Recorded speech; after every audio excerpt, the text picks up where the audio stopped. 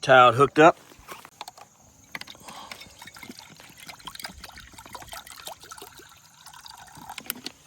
Just tap water. Come on out. Oh my God. You.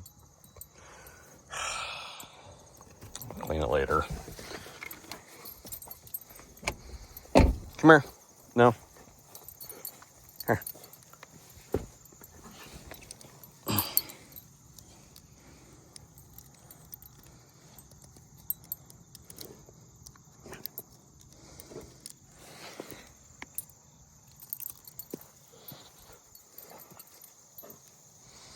Yeah, you smell something funny? I mean, it's a pretty long tie out. It's mostly to keep them from rolling and shit. Let me make sure this stuff is tight. Very tight. So that no bees can get in there. You know, I mean, you want your stuff tight enough that the muffin top comes over so that they can't get up inside there. We have come to the time of the year where it is time to start feeding, and I fully expect this dog to knock over this camera. So if we have to reset, then we have to reset. But what I feed them is 2-to-1 sugar syrup. And there's some debate whether you should use 1-and-1, and it's all by weight and all that sort of stuff. And I use 2-to-1 because it's easier for them to evaporate. And 2-to-1 syrup, a jar of 2-to-1 syrup will add the equivalent weight to the colony this time of year, both in the form of storage and biomass. So we're putting individuals on the hive, and we're putting, yep, he's getting ready to knock over the camera.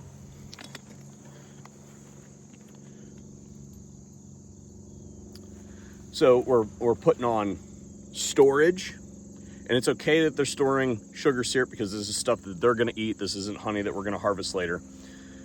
This is stuff that they're going to consume over the winter because we've moved the honey, any residual honey, towards the top, and any storage that they're doing now is gonna go lower. They're gonna eat that first. So anyway, a little bit there, but anyway, we're adding stored resources and individuals to the hive. We're simulating a feed that is coming in, and that induces the queen to lay like normal. We don't want her to slow down yet. We'll cut that off later when we're ready for her to slow down. Right now, we want her to be putting those winter bees on the colony. So I will show you guys how I make the sugar syrup, and then we'll go over and put it on the colonies. We've already got all the equipment out there already because this is my third feeding this year, and it'll be wham bam thank you ma'am over there. 10 pounds of water and a clump of dog hair, it looks like. Still a clump of dog hair. 10 pounds of sugar.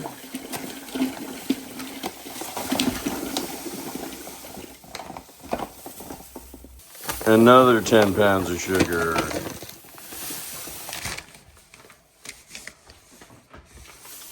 Another 10 pounds of sugar.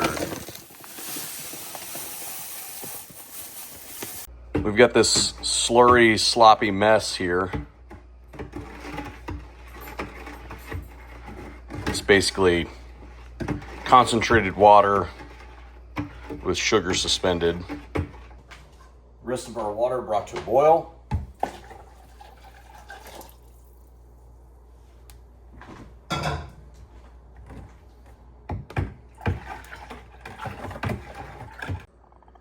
And then add in the correct amount of this stuff.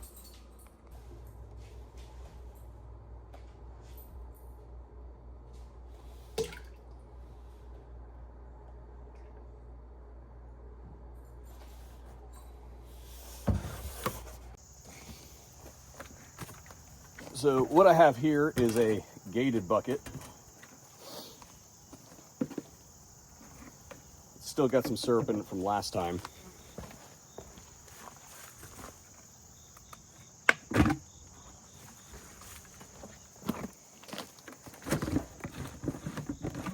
Do this quick before they come back, because they will get in there once they smell it. It's pretty quick.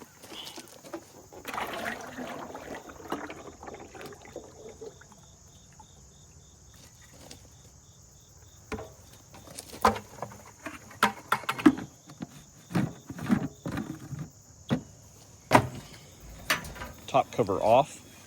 And this is one of the ones I filled in some extra space on. So I'll go ahead and pull these out really quick so you guys can see what's going on in here.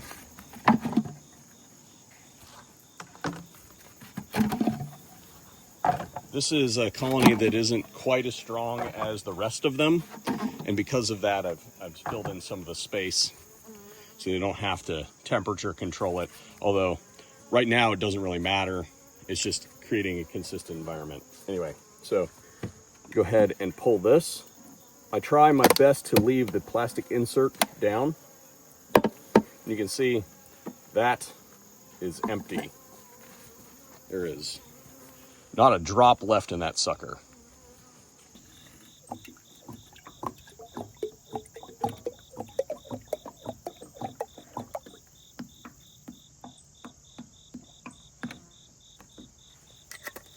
You hear the dog's upset. He's upset that he's left by himself. He's such a baby. Full jar. You can see that it's going to basically drip out of there like that.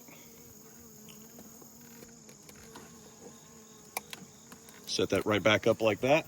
We'll go ahead and put all of these frames right back in it. And those bees over the course of this time of year, 3 to 4 days will completely empty that. And basically, I wait to see when they start slowing down.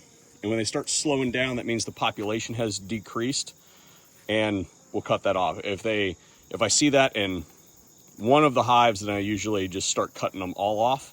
But some of them will just continue. But there are 10 colonies out here. Some of them will change. This is going to be my colony.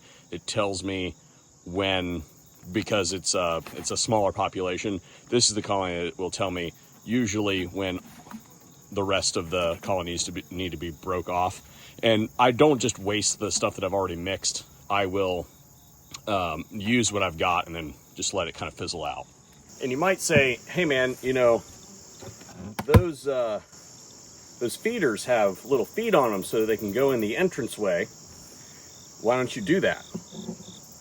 And to that, I would say that that is a design that is not very well thought out, because you can hang that on the front, but if the colony has any kind of problem with robbing, then it is toast. I can't tell you how many instances I have had where I have fed sugar syrup on a nuke or something like that, where it dribbles at the entrance and it induces robbing. So it's very bad. So we put them in a empty box on top of the inner cover so the bees can come up through, and this chamber is sealed.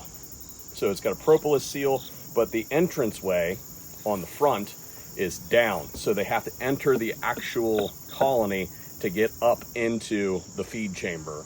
There are some other feeders that are pretty useful if you're doing a whole lot of them. Like there are some that have big chambers that hold like a gallon of feed. Do it once and never do it again. I'm considering building a bunch of those since I've got so many of these, and that would cut down the amount of time I got to come out here. But as you can see, this is a pretty quick process. I would have all of these done in the time it took me to film this video if I wasn't filming a video. So anyway, as I described, the purpose of doing this is to supplement the feed. They're still bringing stuff in this time of year. And what we're trying to do is get them to store some of that, because right now their consumption rate and their storage rate naturally, because there's not as many sources out there, are going to pretty much equalize, sometimes dip into the storage. So sometime around this time of year, about harvest time, you're going to start seeing the storage tank, because they're going to start eating into that winter storage. They're still going to be bringing stuff in, but they're in a deficit. So what we're trying to do is balance that deficit, even go to a surplus so that they're putting some of that away, even if it means they're storing some of that sugar water. Doesn't matter, because they're going to burn through all of that first, because it's going to be stored the lowest in the colony, because we, again, have moved all the stuff up. So for every bit of energy that comes into that colony, a percentage of it is consumed to run the bees. A percentage of it goes to biomass, as in new bees. A percentage of it goes to building the structure, as in the comb, and the whatever's left over gets stored. So what we're just trying to do is give them some extra. Hey buddy, you ready to go? He really doesn't like cameras.